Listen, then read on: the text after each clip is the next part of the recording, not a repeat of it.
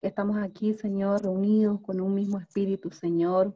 Gracias porque tú das, Señor, estas tecnologías para que sigamos aprendiendo, Señor, y estar siempre, Señor, en contacto con nuestros hermanos, Señor, fortaleciéndonos, Señor. Gracias, Señor, por los pastores, por la predisposición, Señor, que tú les has dado, Señor, para poder compartir, Señor, lo que tú les das, Señor, y nos puedan enseñar a nosotros, Señor. Danos sabiduría, Señor, para poder entender, para poder comprender, Señor, y poder transmitir, Señor, todo aquello que tú nos permites, Señor, aprender, Señor. Te pido que bendigas a cada uno de mis hermanos, Señor, que están aquí, a sus familias, Señor.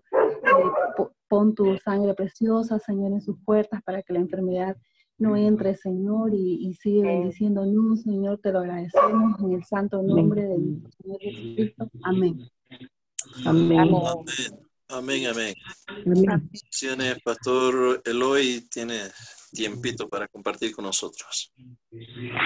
Buenas noches a todos, que siempre un privilegio poder hacer esto, de compartir las cosas que Dios nos ha dado y con esto sobre todo picarle las ganas de empaparse de la palabra del Señor. En sus apuntes, en la segunda lección hay lo que se dice herencia e historia de la cultura del Antiguo Testamento. Ahora, es necesario poder entender cómo es que vivían, cómo es que funcionaban las cosas, ¿no es cierto?, para poder también interpretar o entender mejor la palabra de Dios en las diferentes historias que uno va leyendo en la palabra de Dios. Dice, las culturas antiguas tenían un sentido altamente desarrollado del pasado y sentían respeto por las muchas generaciones que habían transcurrido ante ellas. Los sumerios, los egipcios y los babilonios reflexionaban muchas veces acerca del sentido de la historia y se preguntaban hacia dónde se encaminaban los acontecimientos. Les atraía conservar las costumbres de la antigüedad, estudiaban las lenguas que ya no se hablaban y practicaban ritos que ya no retenían su significado, o ya no practicaban, mejor dicho, ritos que no tenían mantenían su significado original. Ahora, les hice una pregunta, les dije, ¿por qué es que, por ejemplo, ahí doña Sara, después de años de esperar el hijo de la promesa, no le llega y le dice a su esposo Abraham, mejor vamos a hacer lo siguiente, te voy a entregar a mi esclava, Agar, tú te acuestas con ella y el hijo que ella tenga va a nacer en mi falda y es como si fuese mío, ¿no? Ahora, lo que no tenemos que creer es de que Dios estaba dando su venia por eso. Pecaron los dos, Abraham y Sara. Ambos, primeramente, por no creer en la promesa de Dios. Dios le dio una promesa, pero ellos no creyeron. Así que su primer pecado era ese, el de la incredulidad. Me atrevo a decir, incluso Sara fue la más incrédula hasta que no estuvo realmente embarazada. Abraham creyó y bueno, salió, es la prueba de ello, que obedeció al salir de Ur de los Caldeos y todo lo demás. Ahora, las señoras o las hijas de la familia tenían sus esclavas. Por ejemplo, a Rebeca, cuando se va con sus dos esclavas, ¿no es cierto? Y que después le causan lío. Así que era parte de la costumbre que tengan su esclava. Entonces, la esclava era propiedad privada de la dueña, así que hacía lo que bien parecía. Y en el caso de doña Sara, le ordena que se acueste con su esposo y el hijo que iba a ver simplemente era de ella, ¿no es cierto? Ahora, esa era parte de la manera de vivir en esa época. Pero recuerde que se llama esa ayudita de parte de doña Sara para tener el hijo de la promesa, le causa dolores de cabeza hasta el día de hoy. porque el hijo que tuvieron entre Abraham y Agar es la nación que le ha hecho la oposición a la nación de Israel, ¿cierto? Así que de ahí vienen los árabes. Hasta ahora es un conflicto constante con los árabes, ¿no es cierto? Por nada más una ayudita. Mire cuántos años están pagando por hacer esa ayudita. La razón, les decía, era una costumbre, pero no significa que las costumbres que están ahí en la Biblia significa que nosotros podemos hacer. Prueba de ello es esto. Ahora, tenemos nosotros la Biblia y bueno, qué lindo, pero ¿cómo empezó? Ahora, voy a preguntarles y levanten nomás o hagan el dedito así, los que están. ¿Cuántos han visto esta novela brasilera de Moisés? Era la novela que los pastores permitíamos que los hermanos vean. Ah, ¿vieron? A ver, ¿quiénes vieron así por lo menos? Ahora, acuérdense qué estaba haciendo constantemente Moisés en su tienda.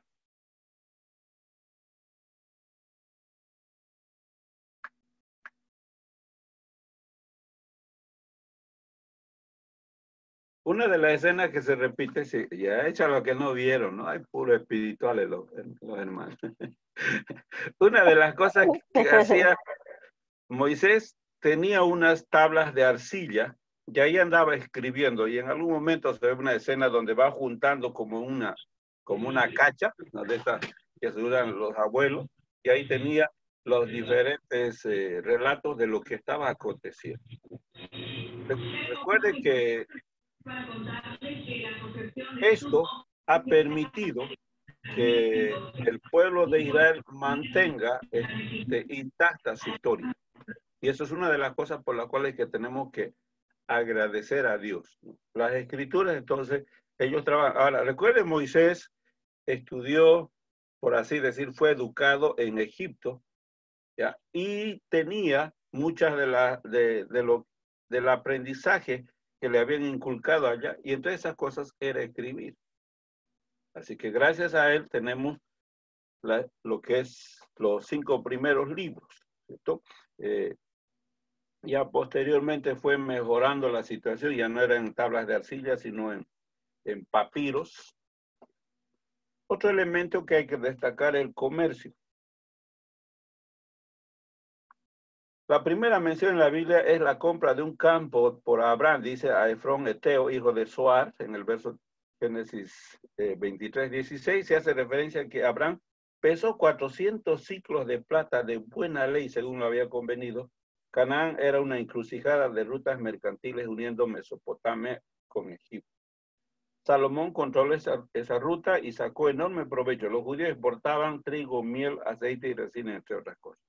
Ahora, la otra parte que tenemos que entender al leer esto es que los pueblos de la antigüedad no eran, ¿qué se llama? No era gente ignorante, era gente que conocía, gente que hablando intelectual o académicamente estaba adelantado.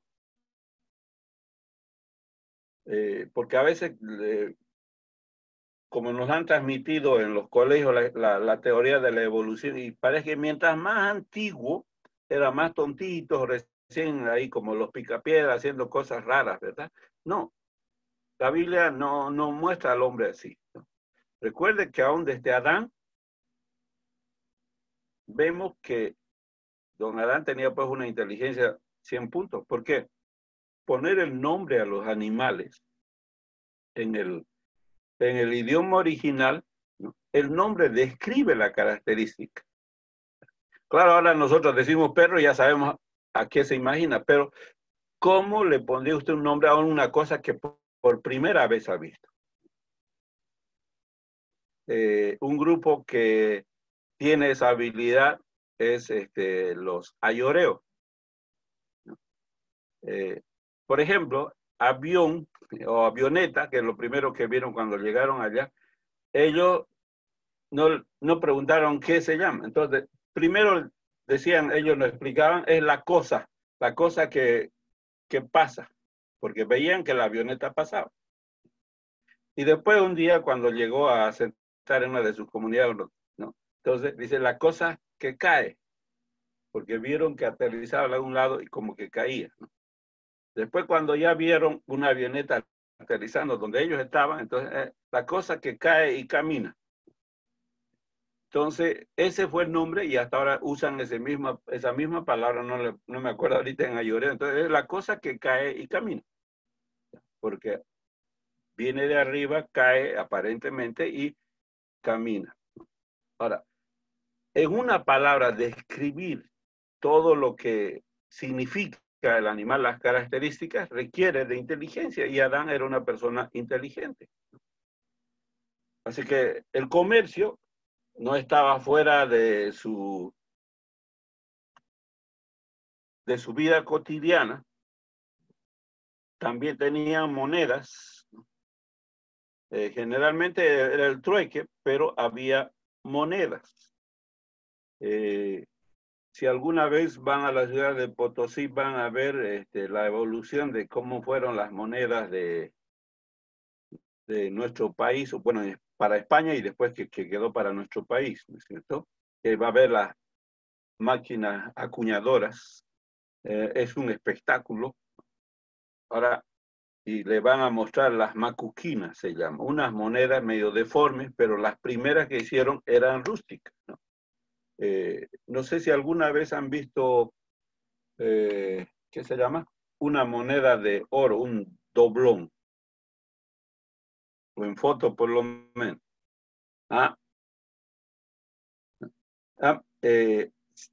¿Se han fijado qué es lo que hacían cuando alguien le dice, aquí está una moneda de oro? ¿Qué hacían? ¿Qué hace normalmente el que recibe la moneda de oro?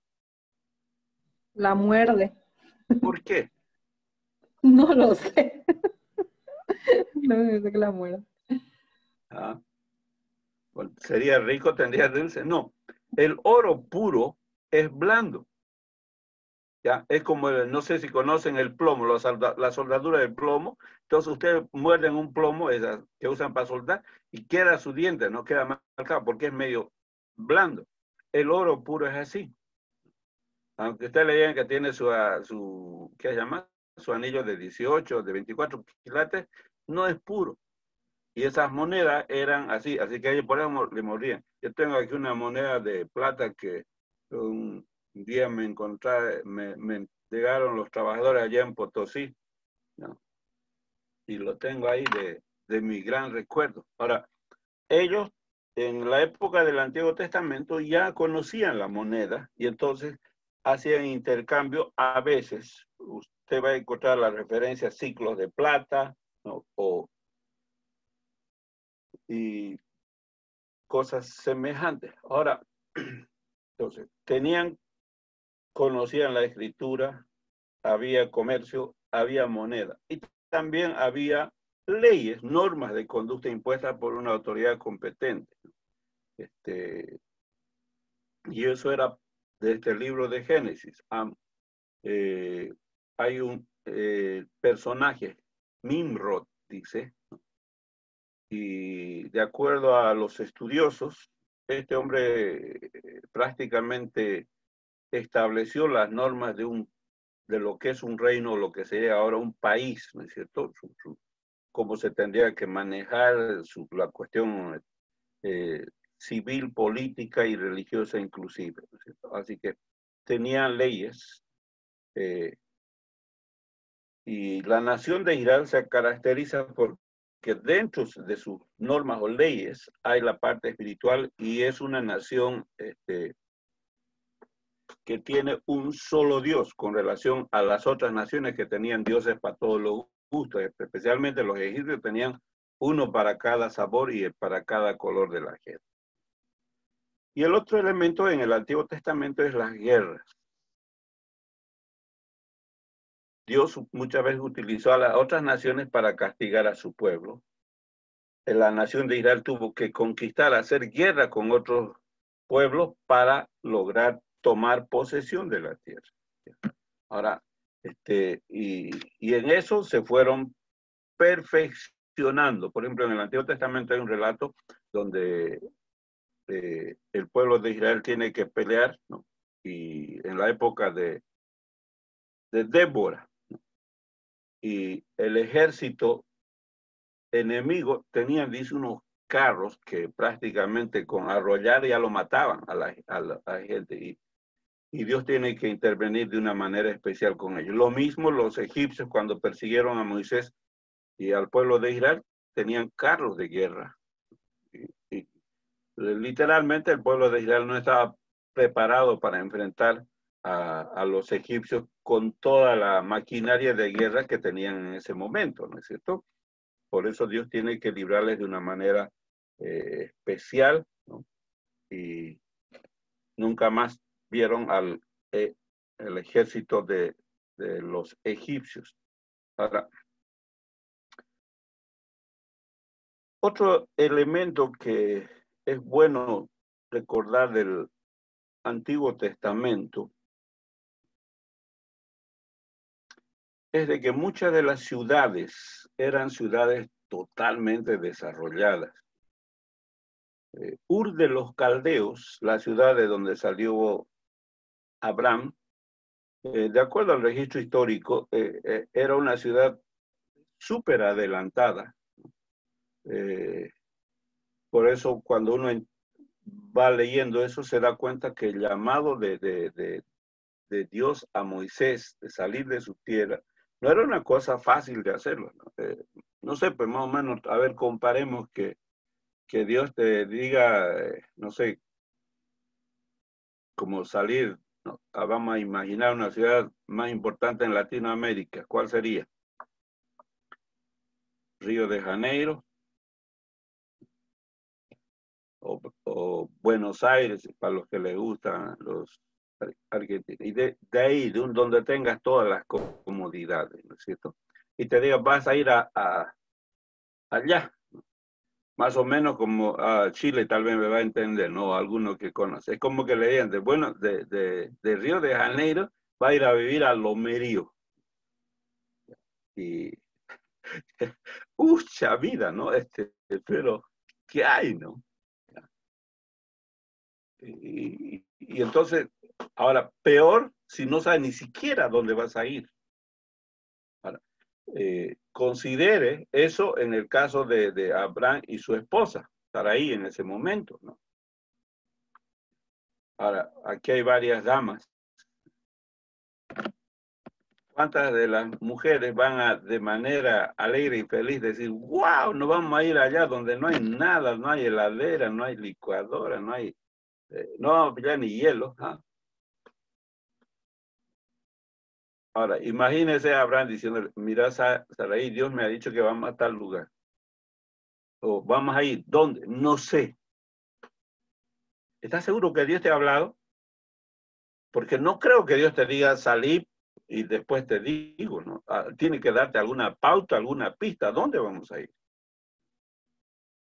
¿Cómo voy a saber, como todas las damas, ¿no? ¿Dónde vamos a ir y qué tengo que alistarme, qué tengo que llevar? Hace frío allá, tengo que llevar ropa de abrigo, o hace mucha calor, o hay varias piscinas y cosas para llevar mi ropa de baño, mi traje de baño, ¿no? Hay un montón de cosas que doña Sara ha tenido que pensar y seguramente como cualquier familia o matrimonio tuvieron que dialogar, ¿no? Pero ella siguió. Ahora, es cierto que el relato aparente nos da de que la mujer era tan sumisa que no decía nada. Pero eso no significa que no hablaban sobre el asunto. Una vez que el esposo tomaba la decisión, está bien, pero ha tenido que lidiar con este aspecto también Abraham para poder llevar a su familia a un lugar que no sabían dónde era. En el camino Dios les iba a decir, pero ellos tenían que simplemente obedecer. Otro aspecto que es muy importante en el Antiguo Testamento es la parte de las profecías, es que en ellas Dios se manifiesta de una manera espectacular, especialmente con Daniel. Dios le da a Daniel una visión especial que hasta ahora los estudiosos de la Biblia, teólogos, se rompen la cabeza y uno queda asombrado, ¿no?, de cómo Dios dio esta visión a Daniel, que refleja todo lo que es la historia del ser humano. ¿Cuántos han leído el libro de Daniel en cuanto a la profecía de la gran estatua que vio Daniel y luego viene una roca y lo derriba? A ver, ¿cuántos han leído la historia o han visto? Levanten la mano, hagan un like. Hay uno, Valentín, ¿qué más?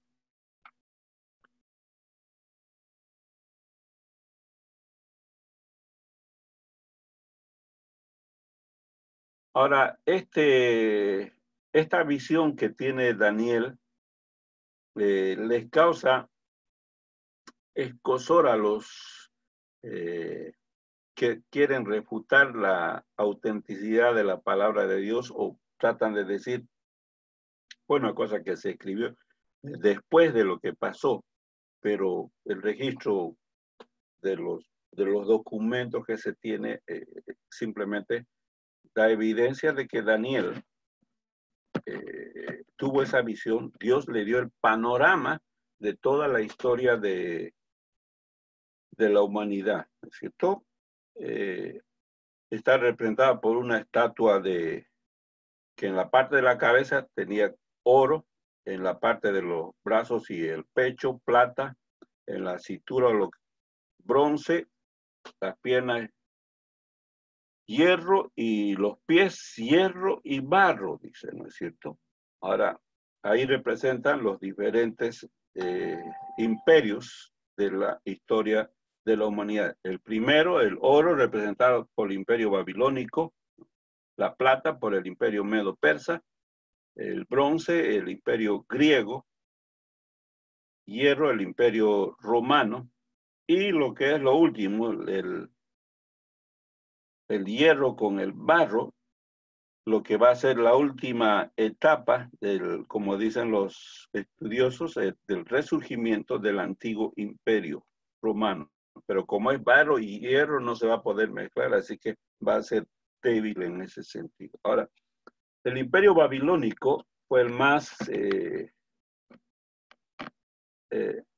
la monarquía más absolutista que ha habido en la historia de la humanidad, ¿no? El rey prácticamente hacía lo que le venía en gana. Nadie podía expedirle cuentas. Si él amanecía de mal humor y decía, bueno, a este no me gusta, sáquenle la cabeza, y le sacaban. No había problema, no había derechos humanos, no había nadie que podía reclamar. Era un gobierno totalmente absolutista. Ya en el imperio medo-persa, entonces, ese poder es menor. El libro de Esther nos habla de eso, ¿no? Cuando el rey dio la orden por las trampas que hacía el enemigo de los israelitas, ordena que hagan desaparecer a los judíos. Y miren, el rey no podía hacer nada porque era una cuestión de los medo-persas, y así que lo que tiene que hacer es una contraorden, pero no podía anular su propia ley. Lo mismo sucede con Darío en el libro de Daniel. Miren el paralelo, está en la misma época. Los enemigos, los sátrapas, como dice el libro de Daniel, no veían de cómo acusarle a Daniel. Pero dijeron, tiene problemas, una debilidad, su Dios. Él habla siempre a su Dios, así que vamos a hacer lo siguiente. Y le dicen al rey, oh majestad, nosotros todos los magos, los reyes, los gobernadores y todos los demás hemos decidido rendirte pleitesía, ¿no? Que en 30 días nadie haga petición sino a ti, ni a Dios ni a ninguna autoridad, solamente a ti. porque sabían que Daniel todos los días buscaba a Dios, hablaba con Dios, pedía a Dios, intercedía por su gente delante de Dios. Y como era su costumbre, dice la palabra de Dios, seguía orando a pesar del edicto del rey. Y entonces, ahora sí vienen los, ¿no? Y le dicen al rey, ¿no? Oh, majestad, tú hiciste este decreto, ¿no es cierto? Sí, y firmaste, bien. Hay uno en tu reino que no te obedece, y es Daniel. Y el rey se dio cuenta de la trampa y dijo, tú no puedes abrogar la ley de acuerdo a los medos y los persas, no se puede abrogar la ley. Y con mucho pesar y dolor, el rey tuvo que cumplir, ¿no?, el decreto que había firmado. O sea, el imperio medo-persa tenía menos poder, el rey, en relación al imperio babilónico. El imperio griego, representado por el bronce, los que han estudiado, ¿se acuerdan algo de historia? ¿No? El imperio griego es el más veloz, ¿no?, en su desarrollo.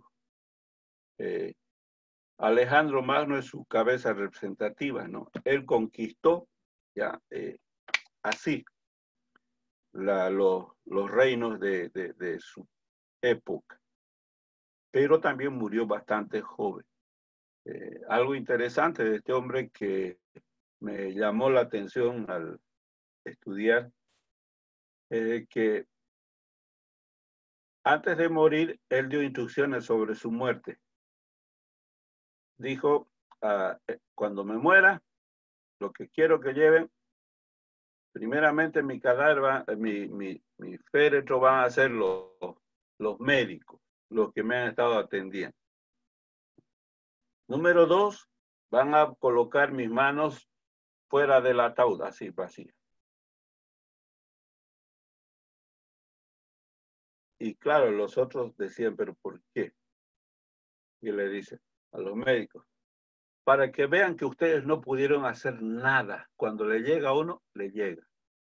No pudieron hacer nada, ¿no? Lo otro, ¿por qué las manos hacia afuera? Para que vean que no puedo llevarme nada. Vine con las manos vacías y me voy con las manos vacías.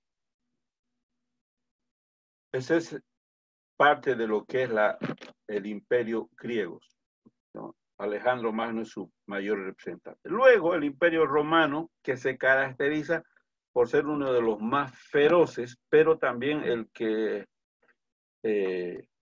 procedió a hacer una mezcla de todas las religiones con tal que acaten y obedezcan y paguen sus impuestos al imperio romano. Entonces, ellos no los sometían, ¿no?, pero para que ellos vivan y le dejaban practicar sus creencias. Eso usted ya ve en el Nuevo Testamento con Jesús. Tenían su templo, ¿no?, les permitían. Ahora, tenían sus restricciones. Por ejemplo, ellos no podían sentenciar a muerte, por eso le llevan a Jesús para que Pilato dictara la sentencia de muerte, ¿no es cierto? Ahora, esa mezcla hizo que ellos llegaran a prácticamente toda Europa, parte del norte de África, a conquistar. Y esa parte ha sido también la filosofía del catolicismo romano, el sincretismo se llama. ¿Y qué han hecho? Han llegado a los diferentes lugares, especialmente en Latinoamérica, y han fusionado la creencia de los grupos con su religión, o sea, el catolicismo, ¿no es cierto? En nuestro país tenemos en el altiplano lo que se llaman las apachetas. ¿Alguien sabe qué son las apachetas?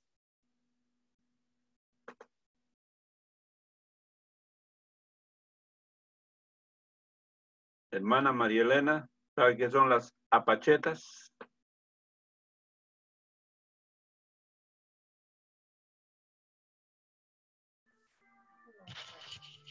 Es un altar. ¿Un altar de qué clase? Es un altar que está creado en los caminos o en los sitios solitarios. Uh-huh. Por los viajeros indígenas generalmente lo hacían, ¿no? la región andina. ¿Dónde colocaban su coca, alcoholcito y listo nomás? ¿No? Ahí supuestamente había algún ayuda. Ahora lo que hicieron la religión católica, ahí le pusieron los santos. Por eso en nuestro país, cada lugar tiene un nombre de un santo. En la Chiquitanía hay San José, San Rafael, San Miguel, San Ignacio.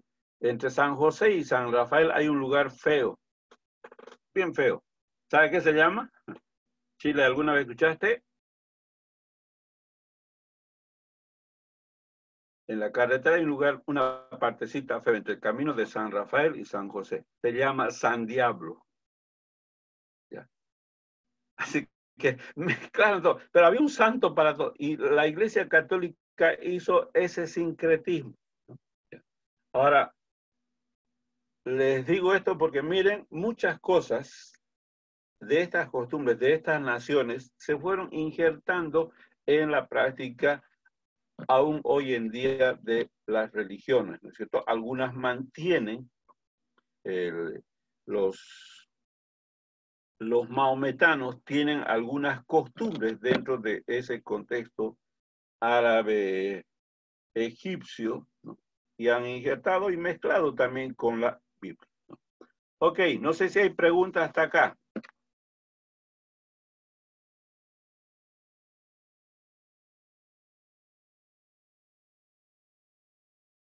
No hay pregunta, vamos a recoger la ofrenda, decimos.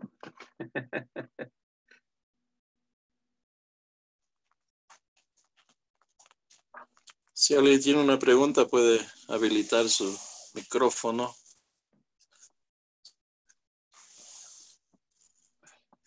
Y haga la pregunta esta noche. ¿Quién va a ser el primero? Bien, mientras piensa en la pregunta, hay dos libros. Si pueden conseguir de esto lo que es síntesis de la Biblia, uno es este, lo que nos dice la Biblia. Lo que nos dice la Biblia. Este es un clásico. Es uno de los primeros libros que me compré y el único que se lo comió mi hijo mayor cuando era chiquito. Miren, está viejito ahí. Eso lo mascó él. Mascado él. Fue su única travesura de niño.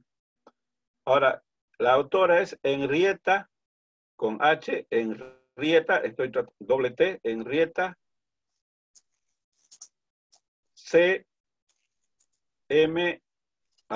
punto, su apellido es Miers, se pone M-E-A-R-S, Henrietta Miers, ese es el autor de este libro.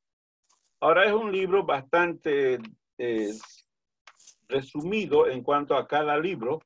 La idea es que la gente tenga una idea de lo que es la Biblia, ¿no? Muy bueno, recomendado por el doctor Billy Graham. Esta escritora ha sido una tremenda maestra de escuela dominical y una de las razones que escribe este libro justamente era que sus alumnos de la escuela dominical pudieran entender la palabra de Dios. Así que es un buen... Ahora, eso es en cuanto a un libro que especialmente para los que trabajan con niños. Yo trabajo mucho con niños, así que por eso muchas veces he tenido que buscar libros así. Ahora, uno que ha sido reeditado, Habla el Antiguo Testamento, se llama este libro, Habla el Antiguo Testamento. Ya es una reedición de Samuel Schultz. Samuel Schultz. Samuel y su apellido S-C-H-U-L-T-S. Samuel Schultz. Es un tremendo documento. Cuando ustedes lo lean, va a decir, con razón el pastor Eloy no sabía qué decir, porque hay mucho que decir aquí. ¿Ya? Alto contenido de todo lo que es el periodo patriarcal, cómo hacían, cómo funcionaban, cómo era cada periodo de la Biblia, de lo que es el Antiguo Testamento. Es uno de los libros. ¿Estudiaste, no, Nilsson? Este es uno de los que estudiaban en el seminario, sí o sí. Sí, sí. Yo tengo el otro viejito, este ya me dieron para una maestría. el mismo libro estudiarme una maestría, así que es parte muy importante, ¿no? Pero son algunas de las ayudas que creo que les puede facilitar hay algunos que se pueden bajar en el internet, ¿no? Sobre estos temas del Antiguo Testamento. Hay muchos, no algunos, hay muchos, pero probablemente esto nunca lo pongan en PDF porque son libros sí o sí que lo cuidan bastante en cuanto a a ser divulgados así gratuitamente. ¿Ok? ¿Alguna pregunta o comentario?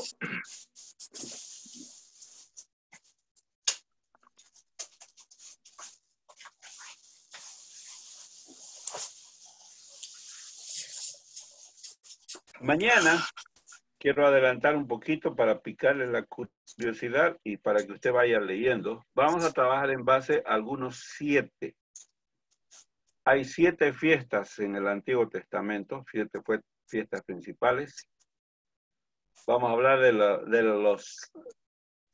la menorá, que es ese candelabro con 7 brazos. ¿Ya? ¿Qué es lo que enseña eso? ¿Qué relación tiene con los 7 candelabros del libro de Apocalipsis? Mire, hay 7 espíritus de Dios que menciona. Habla también de los 7 yo soy de Jesús en el Nuevo Testamento.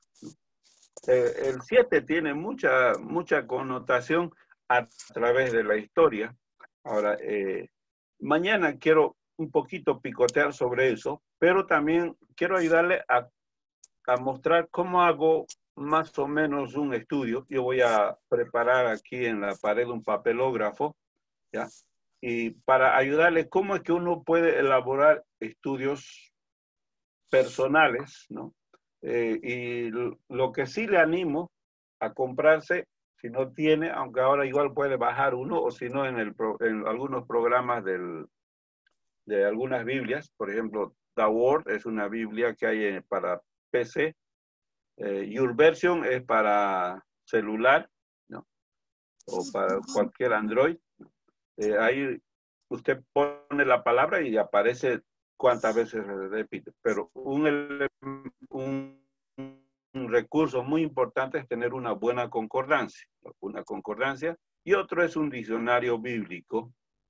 Son recursos que sí o sí tiene que tener toda persona que está enseñando. Con esos 2 elementos y su Biblia y diferentes traducciones de la Biblia, usted puede elaborar su propio estudio. Mañana yo voy a pedir a uno de mis hijos, voy a hacer un papelógrafo, cómo es que trabajo para preparar estudios y vamos a trabajar en base a estos 7. ¿Ya? Solamente voy a picar el deseo, voy a darle la pauta y se voy a dar la tarea para que usted se ponga a estudiar, ¿no?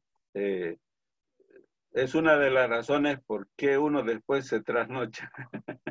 Yo digo, se trasnocha porque se pone a estudiar y uno le va pillando una cosa, le va pillando otra cosa, ¿no? Por ejemplo, las 7 fiestas, ¿no? Tiene un significado para la nación de Israel, pero es interesante que tiene también un mensaje profético. Igual que las 7 iglesias del Apocalipsis, son a 7 iglesias de esa época. Pero también cada iglesia representa una parte de la historia del cristianismo, de la iglesia de Dios, ¿no? Pero también representa un estado espiritual de las iglesias. Así que todo tiene un mensaje espectacular, ¿no es cierto? Así que para mañana vamos a trabajar con eso, ya que no hay preguntas, o algún comentario. Calle, pregunta ahora, calle para siempre. Mami.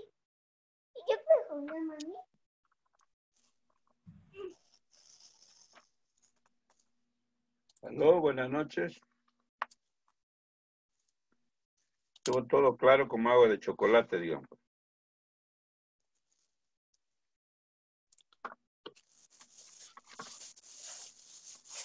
¿Quién va a hacer la pregunta esta noche? Hermana Lolita, ¿todo claro? Sí, pastor, todo claro, gracias. A ver, ¿cuántos metros tenía la Torre de Babel, hermana? No, pues, pastor. ¿Cómo que todo claro entonces? No, exactamente no me acuerdo. Ahí va a encontrar a ver cuántos metros tenía la Torre de Babel cuando el Señor confundió las lenguas. Sí, sí.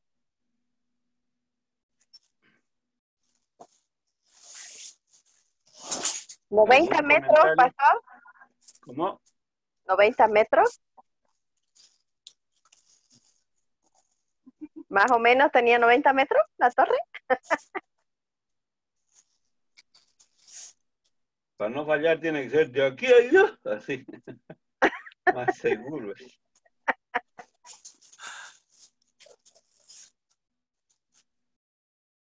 Amén, amén. Tarea para la casa, dice el pastor Julio. Tarea para la casa, dice el pastor Julio.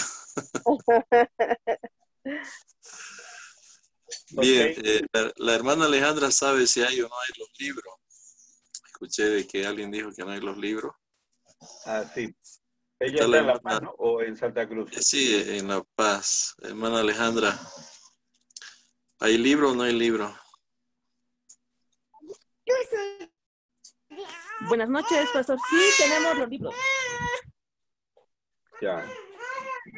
Les saqué una foto y les pasé Sí. también a los hermanos para que en cualquier ciudad, digamos, si usted está en Santa Cruz, en, no sé, en cualquier ciudad de Bolivia, podemos mandarles, o sea, yo les puedo dar el contacto de las personas si es que estuvieran interesados. Yo estoy en Sociedad Bíblica del Alto, entonces en el Alto tenemos los libros. Yo me puedo fijar a nivel nacional y estaba viendo solamente que no hay atención en algunas salas de ventas por eso de la pandemia. Entonces, pero si cualquier persona necesita, me lo hace la reserva y se lo guarda. Según el arqueólogo Robert, 90 metros. Ya, sí. En Santa Cruz se están atendiendo en las mañanas, así que se puede ir a la a la sociedad bíblica, eso es lo que está dando la instrucción por si acaso, ¿no? ¿Ok? Sí, están aquí. ¿Algún comentario? Creo que alguien ya encontró cuántos metros tenía la Torre de Babel. Sí, pastor, amén. Según el arquitecto, hay un arquitecto que dice que medía 90 metros. Sin embargo, por la Universidad de Coruña dice que era 60 metros. Y eso es lo que se maneja ahora como 60 metros como estándar. Y esto se basa en que en Mesopotamia no existió ningún edificio macizo de 90 metros construido con adobe. Por lo tanto, ese es el fundamento para que sea 60 metros de altura. Gracias. Okay. Usted se compró el libro, ¿no, hermana? Ya se compró el libro. Sí, pastor, estoy con Google Scholar. La ventaja ahora, ¿no? Del Google. Lean rápido, muy bien. Esta mañana tuvimos el curso, hermanos, del tema del pecado, del perdón. Mañana no se pierdan, el tema va a estar muy interesante. El pastor Jeremías, él vive en Estados Unidos, él es americano, hizo un tremendo estudio esta mañana. Así que le animo a que usted invite a otro para que aproveche este curso.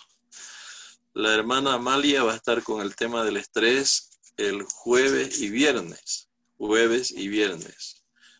de 10 a 11. El pastor Jeremías va a estar de 9 a 10 y la hermana Amalia de 10 a 11, para que no se pierdan este tema del estrés. Y la tarea para la casa es que averigüen qué es el distrés. A ver, la hermana que googlea puede buscar qué es el distrés. Muy interesante eso. Y lo manda una copia a todos.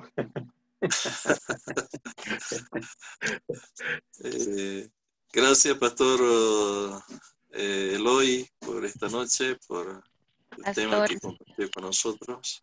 Sí, hermana. distrés es la angustia, es el sufrimiento que puede ser físico o mental, es un malestar, es un dolor, es la tensión. Amén, gracias. Ya está la tarea. Hablamos mucho del estrés, pero no hablamos casi nada del distrés. Así que, a ver, Lea, de nuevo, hermanita, ¿qué es el distrés?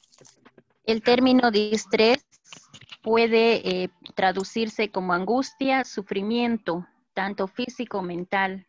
Es malestar, dolor, tensión, compromiso, ansiedad, desasosiego, zozobra, pena, aflicción, desolación, miseria, peligro o apuro, dependiendo del contexto que uno lo quiera agarrar. Tremendo, tremendo, ¿no? Ese es otro tema, el distrés. Es, creo que más fuerte que el estrés todavía. Así que, bueno, ver todos estos términos, ¿no? Que nos ayudan a entender más. Gracias, Pastor Eloy. Está con nosotros ahora el Pastor Julio. Pastor Julio, buenas noches.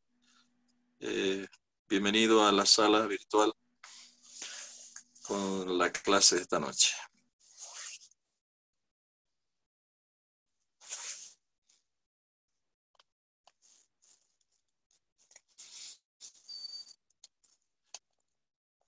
Habilitó su micrófono y su cámara ahora, Pastor Julio.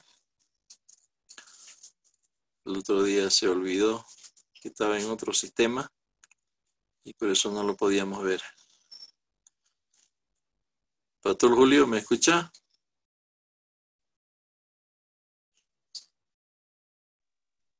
Pastor Nilsson, está sin micrófono el Pastor Julio.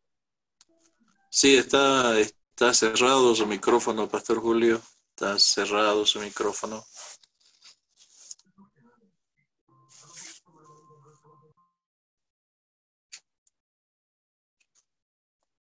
Bien, mientras el Pastor Julio salva esos problemas técnicos, quisiera escuchar algún comentario de algún hermano o hermana sobre los temas que hemos estado dando estas noches. ¿Qué les ha parecido?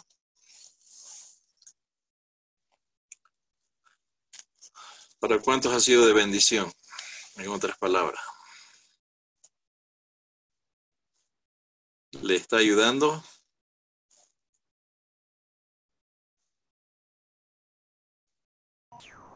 Hermano Nilsson, Sí.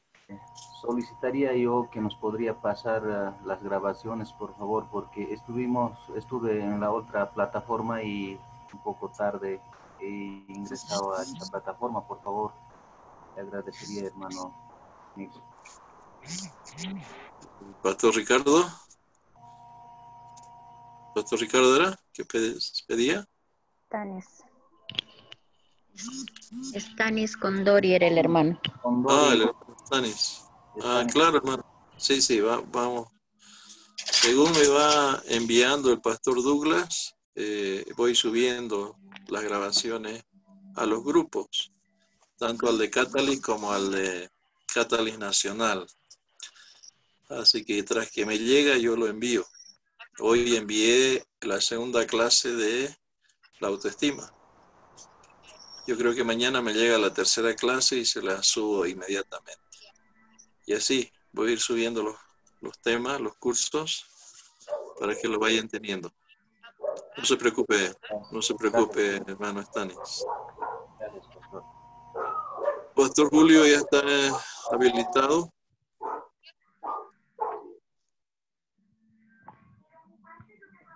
Muy bien, gracias. Buenas noches a todos. Amén, amén. Bendiciones, Pastor Julio. Buenas Bendiciones, noches. buenas noches.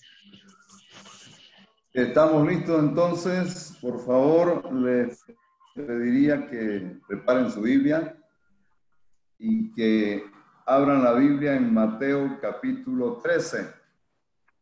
Mateo en el capítulo 13. ¿Están listos? Mateo capítulo 13.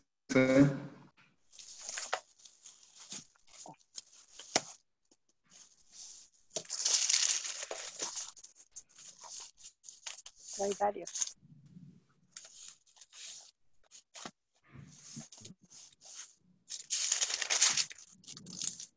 Muy bien. Entonces, aquí en Mateo 13 vamos a tener un estudio tratando de aplicar la manera de aprovechar del alimento de la palabra que hemos estado aprendiendo. Y espero que esta noche sea provechosa. Vamos a estar una media hora, 40 minutos en esto. Así que vamos adelante.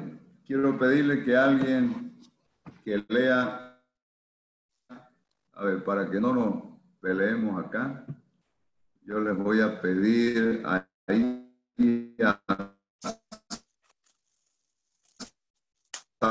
Samuel Ayala, está por ahí, 1 al 9, por favor.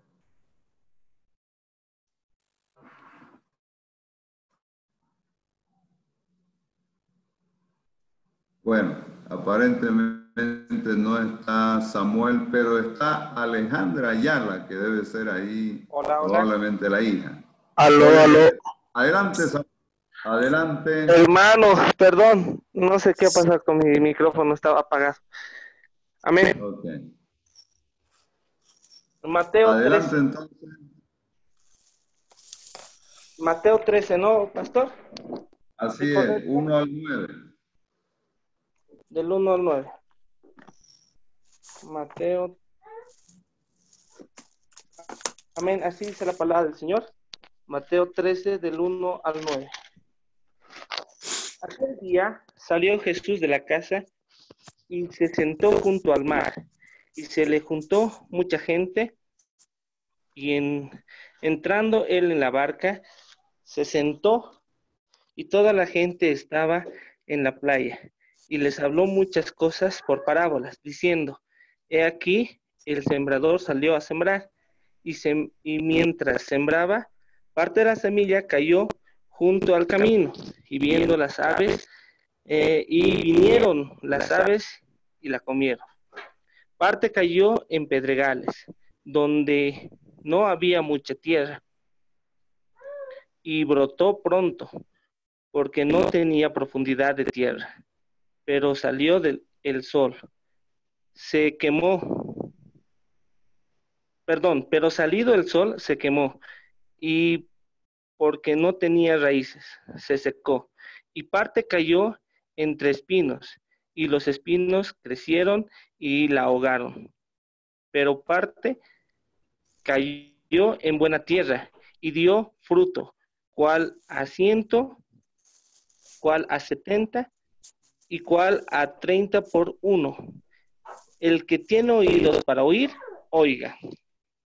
Muy bien, les invito a orar un momento. Padre, queremos entregarte este tiempo de estudio de la palabra. Señor, necesitamos alimentarnos de ella, necesitamos fortalecer nuestro espíritu. Queremos crecer en la fe, queremos crecer en carácter, y eso es alimentándonos muy bien de tu palabra.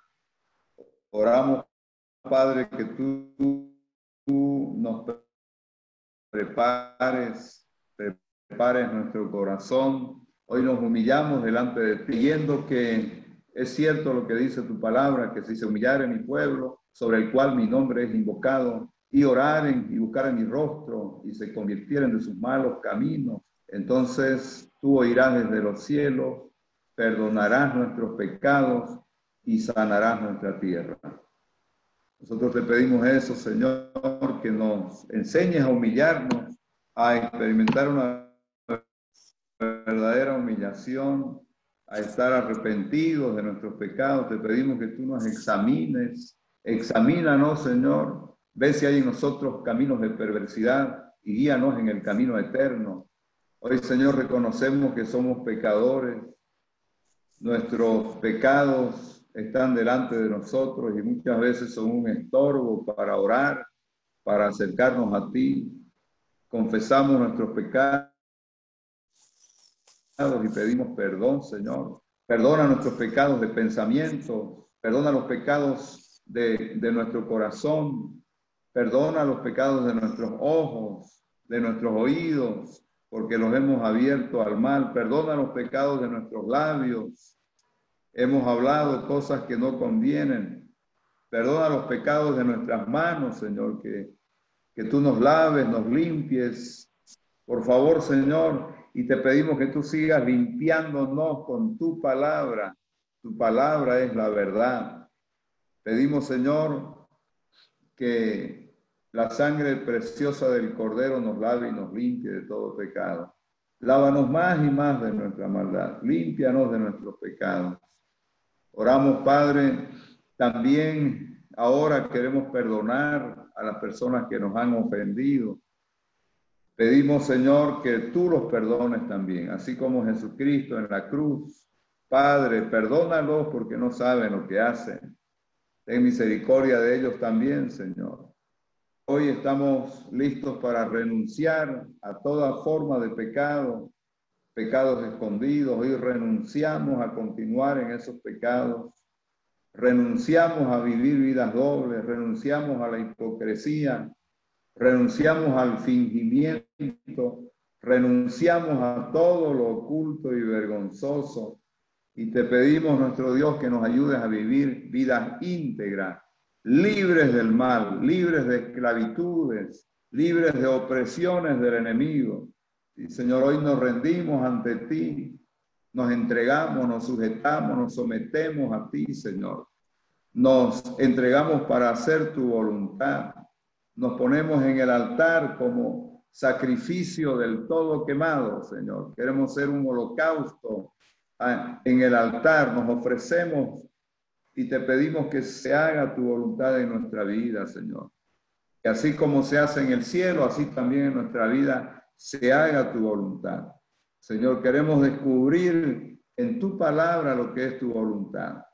Queremos pedirte que nos des sabiduría, que nos des espíritu de entendimiento, para que nosotros veamos tus verdades, las verdades de tu palabra, y las creamos y las obedezcamos.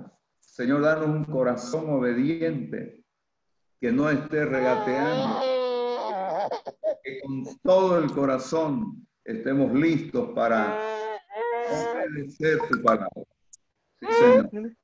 Oramos que tú quites toda clase de velos que haya en nuestros ojos, Señor. Toda clase de escamas que no nos permiten ver con claridad las cosas de tu obra, de tu palabra, de tu reino. Sí, Señor, abre nuestros ojos para que veamos las maravillas de tu ley. Padre, enséñanos con tu palabra, redargúyenos con tu palabra, corrígenos, Señor, instrúyenos, perfecciónanos, Señor, prepáranos para toda buena obra. Queremos hacer tu voluntad, queremos que tú lo hagas posible, Señor. Gracias, Padre. Ahora vamos a escudriñar tu palabra, vamos a estudiarla. Te pedimos, nuestro Dios, que tu Espíritu Santo guíe este tiempo. En el nombre de nuestro Señor Jesucristo. Amén. Amén. Bien, mis hermanos, empezamos entonces con esta primera fase que es la observación, ¿no es cierto? Ahora vamos a tratar de avanzar un poco más. Solamente vamos a leer en una otra versión más, ¿ya? Si alguien tiene el pasaje en otra versión, cualquiera que sea, por favor, ayúdenos leyéndola. ¿Alguien tiene otra versión?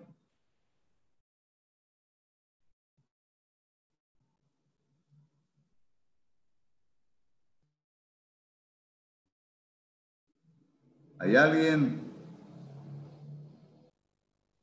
Amén, pastor. Adelante, por favor. Lea fuerte y claro.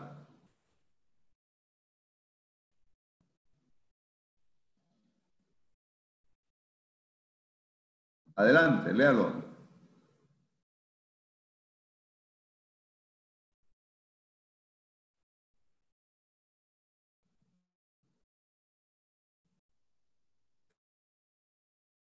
¿Qué pasó? ¿Se desanimó? ¿Aló? Adelante, Giovanna. ¿Puedo leer otra, pastor? Por favor, léalo. Dice, parábola del sembrador. Ese mismo día salió Jesús de la casa y se sentó junto al lago. Era tal la multitud que se reunió para verlo que él tuvo que subir a una barca donde se sentó mientras toda la gente estaba de pie en la orilla. Y les dijo en parábolas muchas cosas como estas. Un sembrador salió a sembrar. Mientras iba esparciendo la semilla, una parte cayó junto al camino y llegaron los pájaros y se la comieron. Otra parte cayó en terreno pedregoso, sin mucha tierra. Esa semilla brotó pronto porque la tierra no era profunda, pero cuando salió el sol, las plantas se marchitaron y por no tener raíz se secaron. Otra parte de la semilla cayó entre espinos, que al crecer la ahogaron. Pero las otras semillas cayeron en buen terreno, en el que se dio una cosecha que rindió 30, 60 y hasta 100 veces más de lo que se había sembrado. El que tenga oídos, que oiga. Muy bien. Entonces, ¿qué dice el pasaje, básicamente? A ver, ¿por qué no empezamos con protagonistas? ¿Cuántos personajes se mencionan acá? Ayúdenme, por favor. Abrimos los micrófonos. Primero está Jesús, pastor. Participemos. Personajes. Jesús. Perfecto. ¿Quién más? La multitud. Está bien. ¿Quién más? La multitud. ¿Quién es más?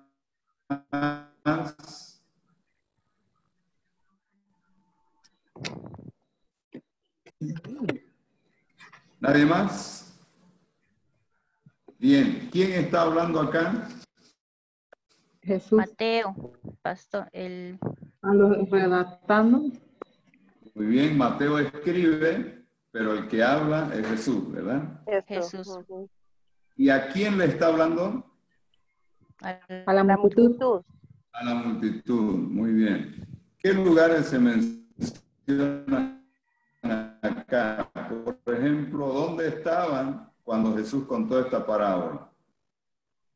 Cerca a un lago. Cerca a un lago. Estaba en la orilla del lago. Específicamente, ¿dónde estaba Jesús? En la playa. Todavía más específicamente. En la orilla, en realidad. No, más específicamente. Entrando en la barca.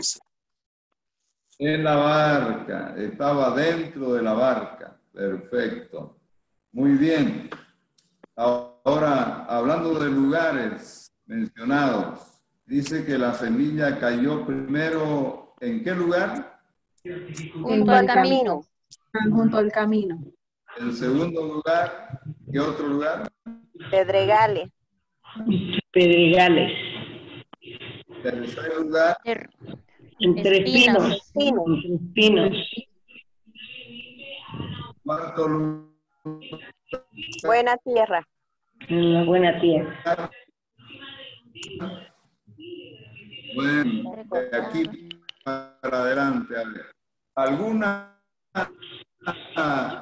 palabra? Pastor, se le escucha entrecortado.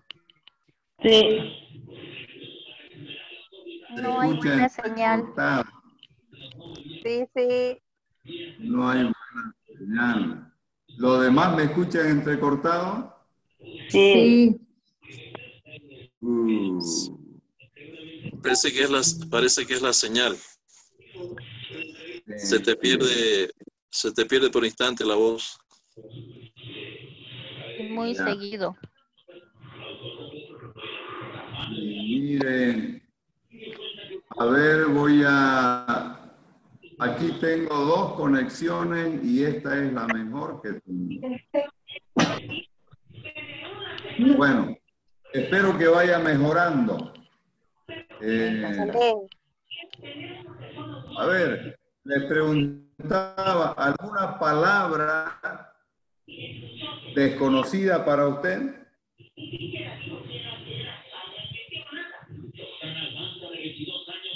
Para que mejore el audio, le pido que apaguen el televisor o apague su micrófono, por favor. Y yo voy a quitar mi video para que se escuche mejor. ¿Sí? Ok.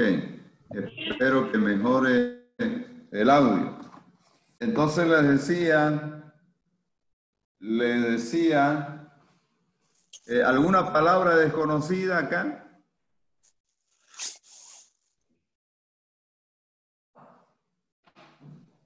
¿Alguna expresión desconocida? Pastor, creo que por ahí en la anterior lectura dijeron hollada, ¿o escuché mal? ¿Hollada? Sí, creo que sí, en la otra versión. Pues yo tengo ahogaron, no sé si es lo mismo.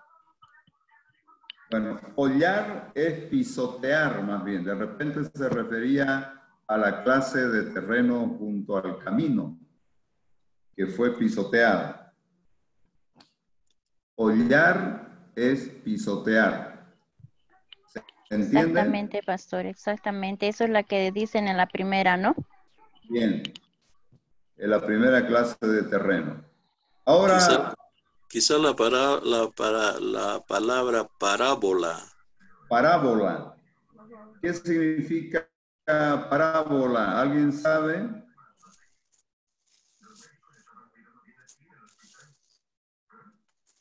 Bueno, hay las que se llaman las figuras de dicción. Hay diferentes figuras de dicción. Amén. La parábola es una historia terrenal con un significado espiritual. Una historia terrenal que puede o no ser absolutamente literal, no importa eso, es una historia que puede no ser absolutamente real, pero que tiene un significado celestial. Bien, vamos a pasar ahora a las preguntas de información, ¿se acuerdan? ¿Qué, quién, cuándo, dónde, cómo, etcétera, etcétera, etcétera? A ver, apliquemos la primera, o la segunda, o la tercera, no importa el orden. Hagamos preguntas en base a estas palabras de información. ¿Qué, quién, cuándo, dónde?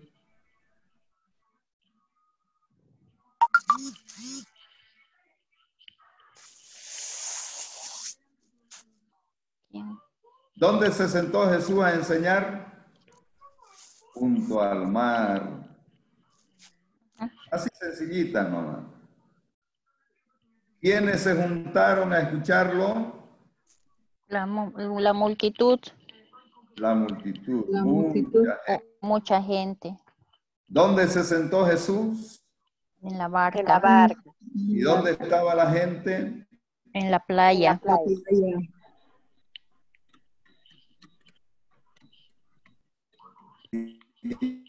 ¿Por medio de qué les habló Ahora Jesús? pensemos en el sembrador.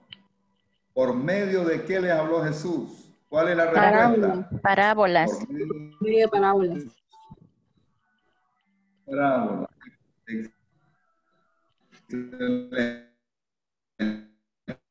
¿Dónde cayó la primera semilla? Otra pregunta. Pastor, se fue. Ayúdame con la respuesta. ¿Me fui? Se Ya fue. volví. Ya volvió. Pero sí, la pregunta.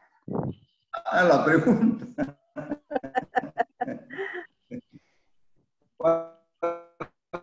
¿Cuál es la pregunta? ¿Cuál es su pregunta? No, usted preguntaba algo, pastor, cuando se fue.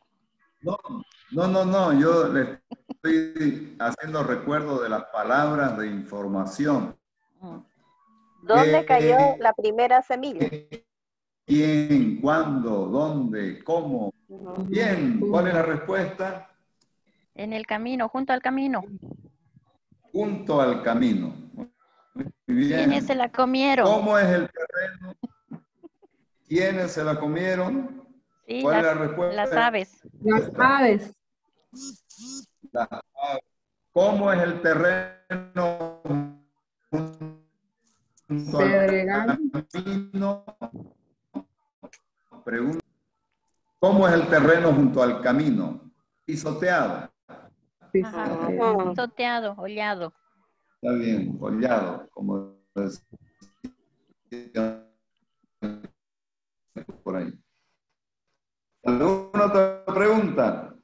¿Qué pasó con la primera semilla sembrada junto al camino? Las aves se las comieron. Las comieron.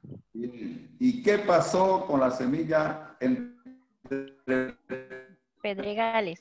pedregales? Brotó pronto, pero... ¿Qué pasó con... No había mucha tierra y brotó pronto, mucha profundidad, y se secó. La quemó el sol. ¿Qué pasó con la semilla que cayó entre espinos? Se ahogaron. Se ahogaron. ¿Con agua? No, Crecieron, con se los mismos ahogaron. espinos. Ah, los espinos crecieron. Ajá. Y la ahogaron. ¿Y qué pasó con la semilla que cayó en buena tierra? Dio fruto. Dio su fruto. Dio el 100 ¿Cuál por uno. 170?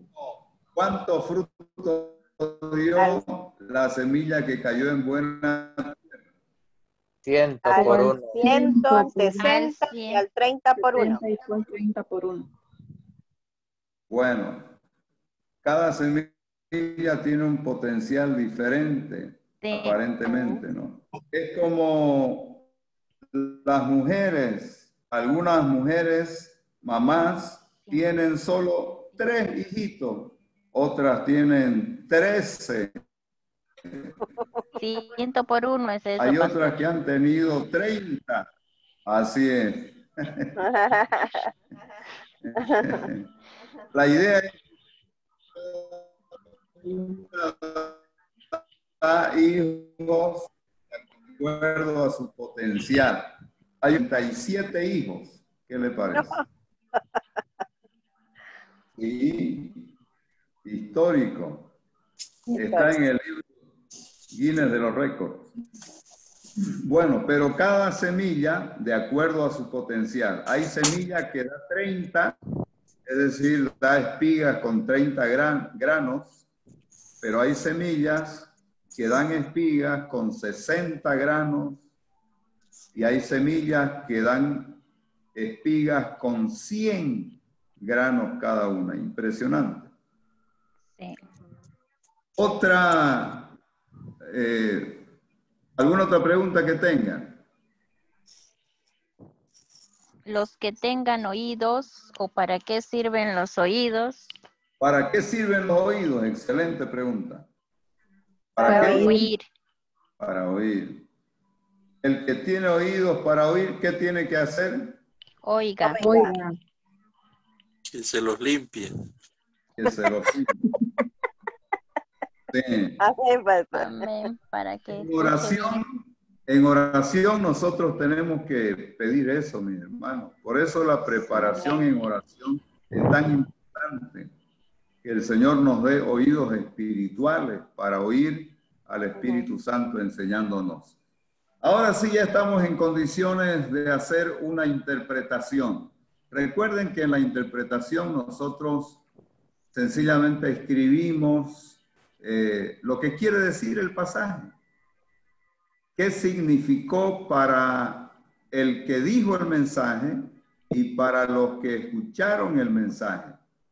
¿Qué significado quiso darle el autor del mensaje? En este caso, el Señor Jesucristo. A ver, Lo que vamos a hacer ahorita es lo siguiente. Déjenme guiarlos así, ¿ya? Vamos a seccionar el pasaje por temas. ¿Le parece? Por ejemplo, del versículo 1 al 3. Está bien, pastor.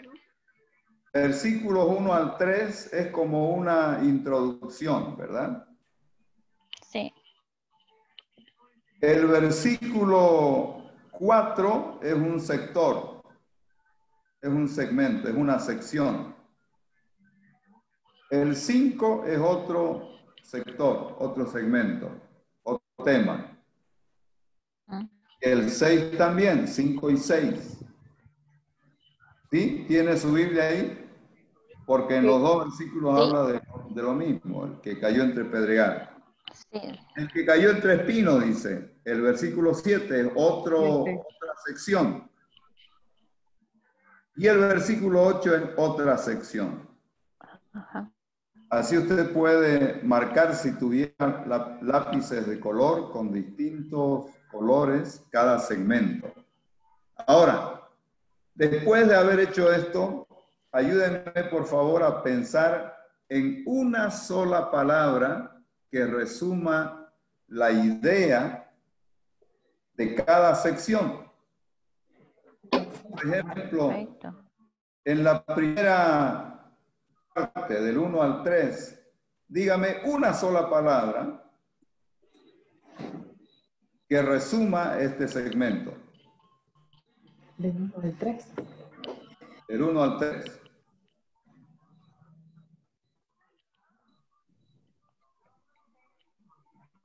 ¿Le ayudo? Una sola palabra. En una sola palabra. ¿Predicó o les enseñó? Yo escogería parábola. El sembrador. Parábola, yo también. También sembrador, está bien. Sembrador. Cualquiera de esas, usted elige una y ya tiene la idea. La segunda sección, el versículo 4. Una palabra. Semilla. Semilla. Sí, pero la va a ver usted en... Camino. Camino, perfecto. Yo estoy de acuerdo con eso. La tercera sección, 5 y 6. Pedregales. Está bien. La cuarta sección, verso 7. Espino. Y la quinta sección, verso 8. Buena tierra. Tierra. Buena. Y o la fruto. Puede la ser fruto. La sexta sección. Oídos. Oído. La novena. Oídos, perfecto. La del anterior, la palabra fruto me gusta bien, está bien. También puede ser buena tierra. Perfecto, estamos preparándonos para la interpretación. Ahora, mis hermanos, vamos a redactar una idea central para cada sección. En una frase sencilla. Asegúrese que no falte la palabra clave, ¿no es cierto? Por ejemplo, en la primera parte, una sola frase. Yo la escojo. El verso 3. He aquí el sembrador salió a sembrar. Esa frase, ahí está la palabra clave que dijimos sembrador. Sí. Ahora ayúdeme con la cuarta, una frase.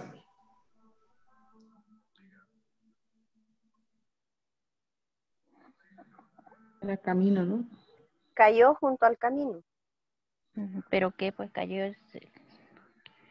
La semilla cayó junto al camino. Vamos a tener que inventarnos nosotros una frase. Y las aves se la comieron.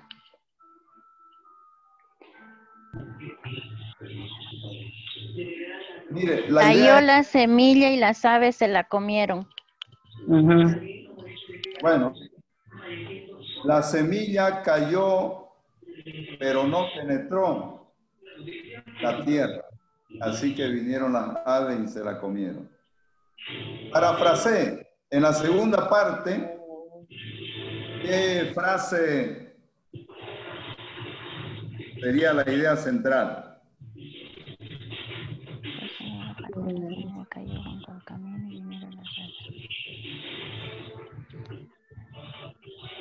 Cayó la semilla al camino y las aves se la comieron. Sí, sí, ya dijimos eso. Perfecto. Ahora en la tercera sección. Ah, la tercera. Pedregales.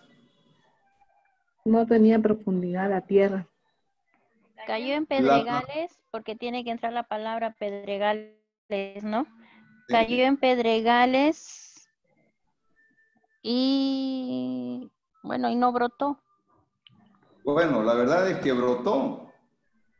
Pero no tenía profundidad y se secó. Eso, brotó pronto, dice. Brotó pronto. La plantita se quemó. La tierra. Sí. Sí.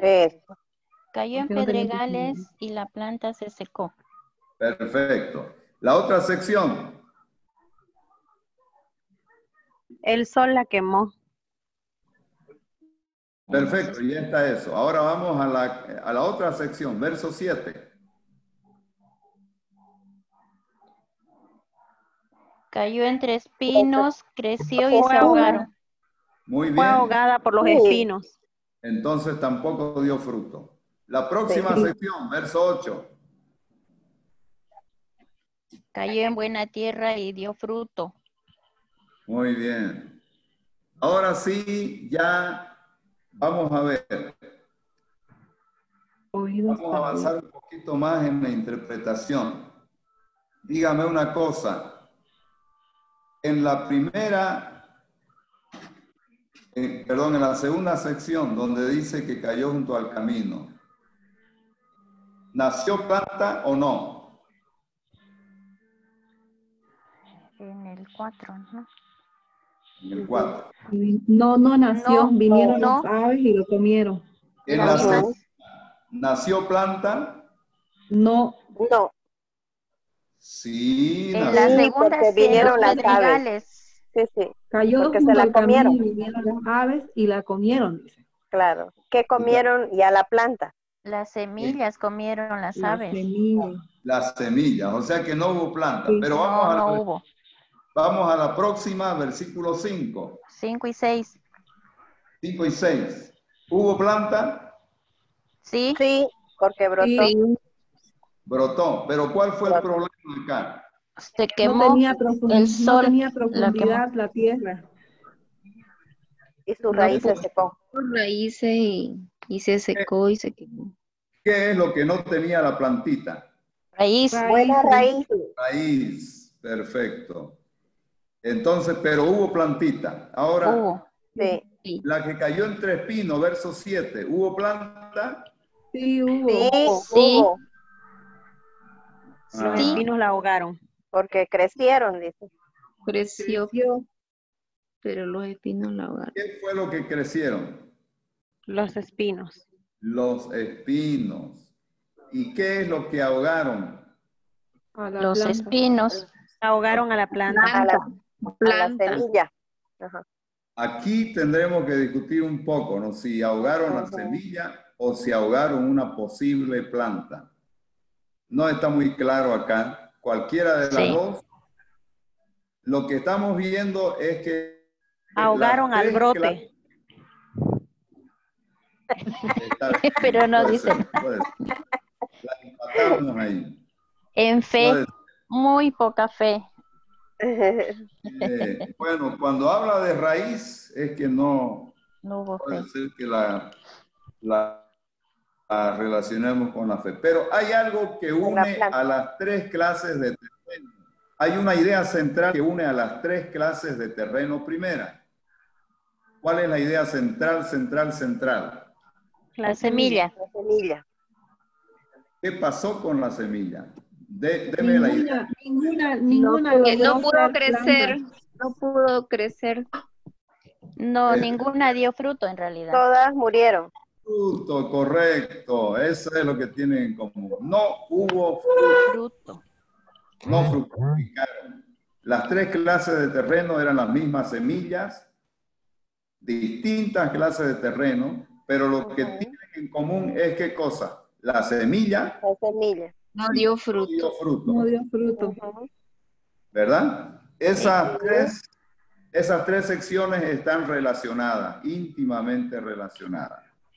Pero la cuarta clase de terreno es completamente diferente. Sí. Es buena tierra, tierra preparada. ¿Sabe cómo se prepara la tierra? En oración, mis hermanos. Esdras dice que había preparado, ¿qué cosa? Tu corazón. Corazón, así es. Así que cuando alguien prepara su corazón y la semilla que es la palabra cae en ese corazón preparado, ¿qué es lo que va a suceder? Va a dar fruto. Da fruto. Perfecto. ¿Eso está claro? No hay ningún choque con el texto. No, no hay ningún choque. Perfecto. Ahora sí ya vamos a escribir, mis hermanos, como hicimos la otra noche. Vamos a escribir una oración. Vamos a empezar por ahí, ¿ya? De repente yo exigí mucho el otro día con 3, 4 oraciones.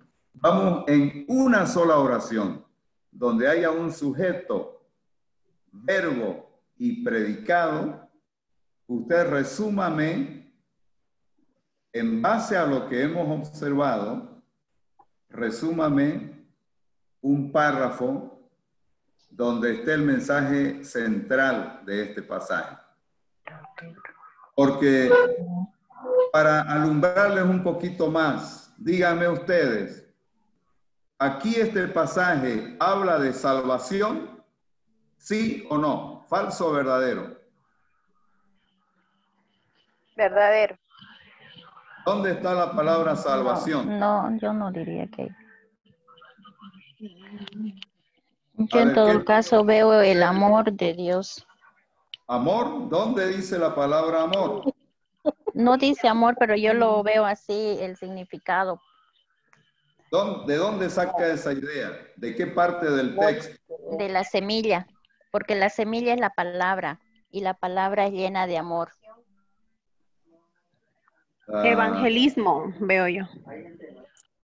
A ver. Aquí como que le estamos achuntando, ¿no? Estamos tratando de achuntarle. Pero quedémonos con el texto. ¿Cuál es la palabra que más se repite? Fructificación. Semilla. Ok, semilla. ¿Y qué da la semilla? Fruto. Fruto. Entonces, ¿cuál es el tema central de este pasaje? Salvación. Salvación. Fructificación. Bendición. Fructificación. Bueno, yo dije a propósito salvación para chocarlos un poco, pero casi me la quedé. No habla en ningún momento de salvación. Todo el tiempo es semilla, terreno, plantita, fruto. Al final, el énfasis está en fruto a 100, fruto a 60, fruto a 30 por uno. Entonces, evidentemente aquí el tema es fructificación. Ahora, ¿de qué depende la fructificación, mis hermanos? De la buena tierra. Ya lo dijo usted. Ya está, no hay nada más que agregar. Ahora, diga esta misma idea que acabamos de expresar en una oración gramatical. 3 minutos para redactar. Adelante, corre el tiempo.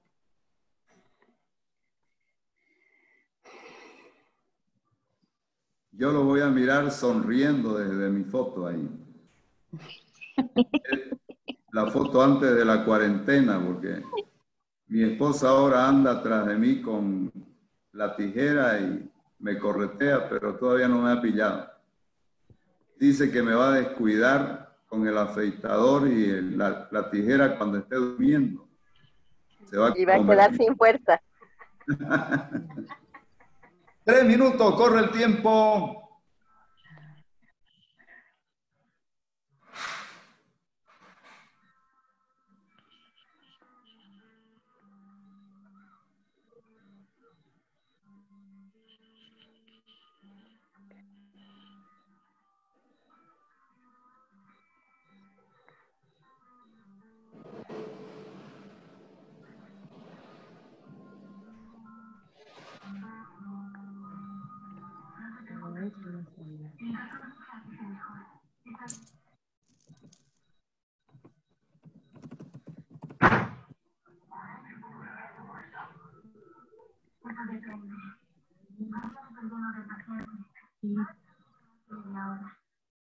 Podemos apagar ese televisor por allí.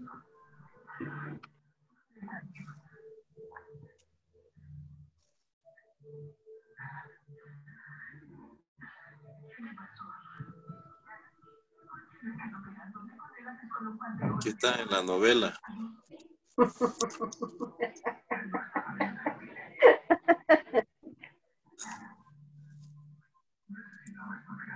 Es la novela del sembrador.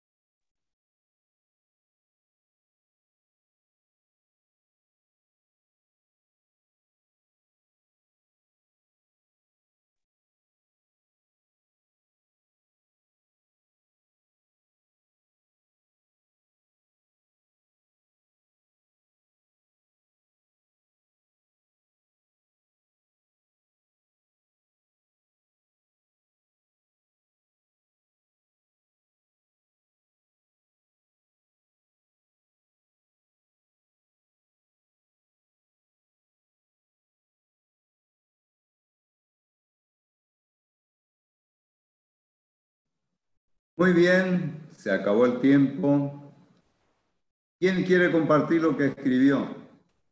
Una oración gramatical que resume el pasaje.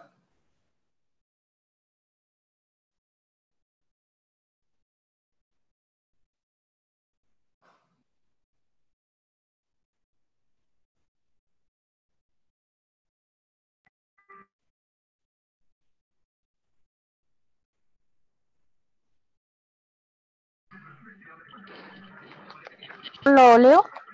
Adelante, por favor. Bueno, yo redacté de la siguiente manera. He aquí el sembrador. ¿Me escucha, pastor? Sí, Hola. sí. Hable nomás. Ya, ok. Dice, aquí el sembrador, aves se la comieron. Otra parte cayó en pedregales y brotó y pronto murió porque no tenía raíz y el sol la secó. Otra parte cayó entre espinos, crecieron y los espinos la ahogaron. Pero parte cayó en buena tierra y dio frutos. El que tenga oídos, yo lo he redactado de esa manera y esta parábola me enseña que la palabra que cae en un corazón preparado o predispuesto tiene bendición. Bien, entonces, ¿tiene bendición, dice? ¿De dónde sacó la palabra bendición? Bueno, tiene fruto en sí, pastor. Ok, tiene fruto, da fruto. Tiene fruto. Entonces, redáctelo de esa manera como lo dijo. ¿No? Lo que leyó es un resumen general de la parábola. Está bien, ahí están los hechos. Pero ahora dígame lo que significa. Según Jesús, ¿qué significaba eso? Y según los que lo oyeron, ¿qué significó para ellos? Usted lo dijo al final, pero no lo escribió lo que dijo.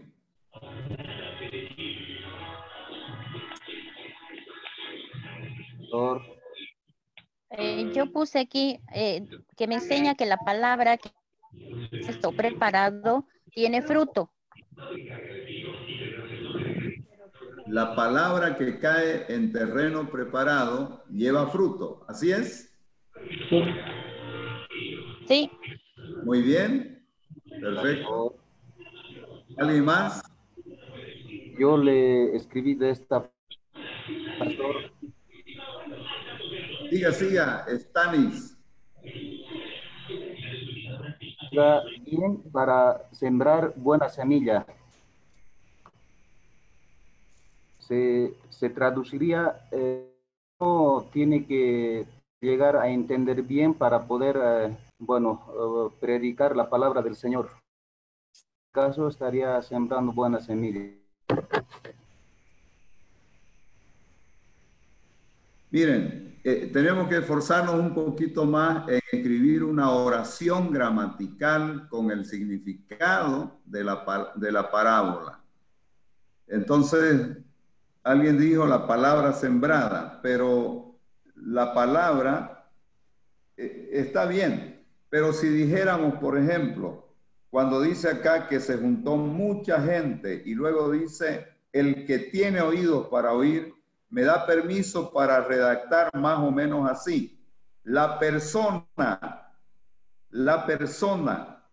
que tiene un corazón preparado, recibe la palabra y da fruto abundante.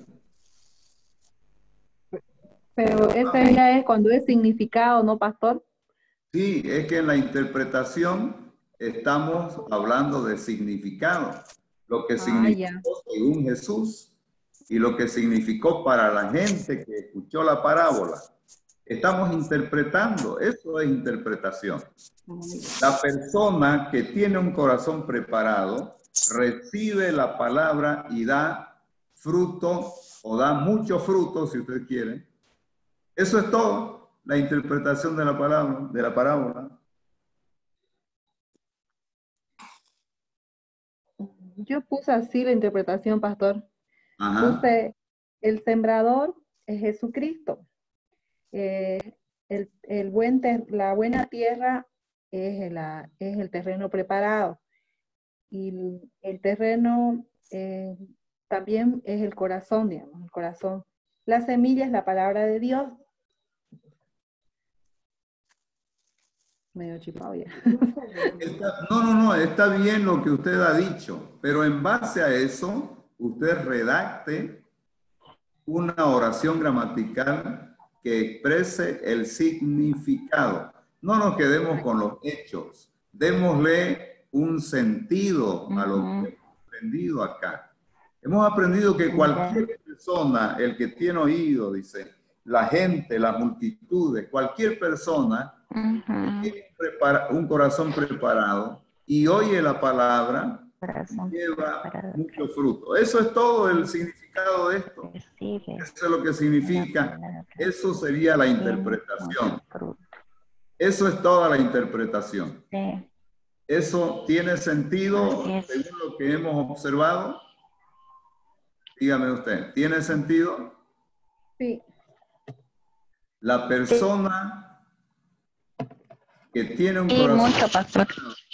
La multitud podría... Preparado. Pastor, puede ser la multitud. Y recibe la palabra, tiene mucho fruto. Sí puede ser la multitud, pero aquí al final dice el que tiene oídos para oír. Por eso digo yo, el que oye la palabra y tiene un corazón preparado, lleva mucho fruto. Dígame usted, ¿hace sentido lo que estoy diciendo con la parábola? ¿Con toda la parábola? Sí, pastor. Sí, dígame. Tiene porque primero se dirige a la multitud, al termina cayendo en una sola persona, ¿no? Que dice el que tenga oído. Entonces sí, era individual. Así es. Por eso digo la persona, cualquiera de entre esa multitud. María Elena, ¿estaba diciendo algo? Sí, ¿puedo leer, pastor? Por favor. Los hijos que oyen su voz graben en su corazón la palabra para dar buen fruto. ¿Ya? ¿Está bien? Claro. No menciona a los hijos, ¿no? A los sumo nos permite decir las personas. Ah, ya. Las personas. Bueno, miren, ya se me acabó el tiempo, pero vamos a ir a la última parte que es la aplicación. En la aplicación usted pone qué significa eso para su vida personal. Porque cuando nosotros hemos estudiado la palabra, estudiamos lo que significaba esa escritura cuando fue dicha o cuando fue escrita. Ahora, ¿cuál es la verdad eterna que hay detrás de lo que se dijo ahí? La verdad eterna es que la palabra es la semilla. La palabra, cuando cae en un corazón preparado, lleva mucho fruto. Esa es la verdad eterna, allá en ese tiempo y en cualquier tiempo. Ahora, esa verdad eterna, ¿cómo se aplica a mi vida? Esa es la aplicación.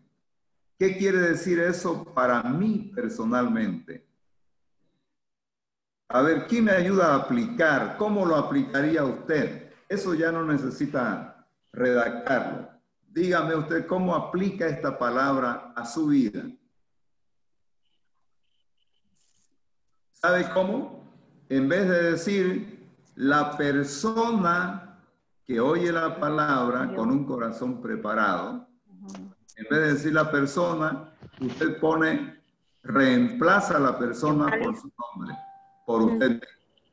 Entonces usted dice, si yo, Julio Acosta, oigo la palabra con un corazón preparado, voy a dar mucho fruto. Así aplicó la palabra. Ahí en Mateo 13 es la gente, el que tenía oídos. Eso fue en el tiempo de Jesús. Y el principio eterno, la verdad eterna, es que en el siglo 1, en el 2, o en el 3, o en el 4, o en el 5, o en el 20, o en el 21 que estamos ahora, cualquier persona, en este caso yo, que acabo de leer la palabra, si yo leo la palabra con un corazón preparado, voy a dar mucho fruto. Eso es todo. Pastor, ¿y los Sí. frutos se refieren a los frutos del Espíritu Santo?